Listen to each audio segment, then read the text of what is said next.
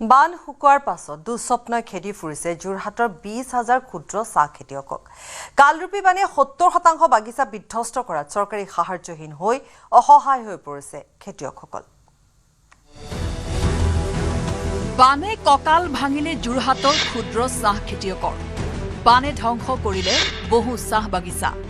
এতিয়াও বানৰ কবলত একাংশ চাহ বাগিচা। বান শুকোৱাৰ পাছত দুঃস্বপ্নই খেদি ফুৰিছে যোৰহাটৰ ক্ষুদ্ৰ চাহ খেতিয়কসকলক। যোৰহাট জিলাত আছে প্ৰায় 20,000 ক্ষুদ্ৰ চাহ খেতিয়ক।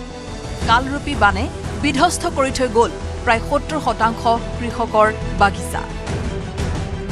মই এখন চাহ বাগিচাৰ মাজত উপস্থিত হৈছো যে এই চাহ বাগিচাখনৰ অৱস্থা চাওক, যে উজনি অসমৰ এই তিনিওখন চাহ বাগিচাৰ ক্ষুদ্ৰ চাহ খেতিয়কৰ সংখ্যা যথেষ্ট, আৰু বিশেষতঃ যোৰহাট জিলাত ক্ষুদ্ৰ চাহ খেতিয়ক প্ৰায় 20,000 ক্ষুদ্ৰ চাহ খেতিয়ক আছে।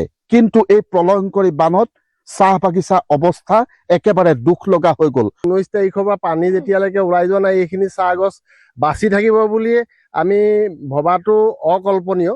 আৰু এইখিনি যিখিনি আমাৰ ক্ষতি হৈছে, এই ক্ষতিখিনি আমাক টি বৰ্ডৰ ফালৰ পৰা আমি অলৰেডি যোগাযোগ কৰাৰ পিছত আমাক কোনো ধৰণৰ সহায়ৰ হাত আগবঢ়োৱা আমি তেওঁলোকে পোষকতা কৰা নাই বা তেনেকুৱা নীতি নিৰ্দেশনা আমি দেখা নাই। কিমান পৰিমাণৰ গছ আমাৰ বাচি থাকে এতিয়া মানে ঠিকনা নাই। আৰু তাৰ লগতে আৰু এটা কথা, সেই তাকে দেখিবলৈ আমি মানে অন্ততঃ আমি টিয়ক আঞ্চলিকত আমাৰ প্ৰায়ভাগ খেতিয়কে মানে খাচী গছো আমি ৰোপণ কৰোঁ। আমি চাহ খেতিৰ লগতে আমি খাচীও খেতিয়ক। এতিয়া আমাৰ খাচী পুলিবোৰ চব মৰি গৈছে। বানৰ পাছত লঠঙা হৈ পৰিছে অধিকাংশ চাহ বাগিচা।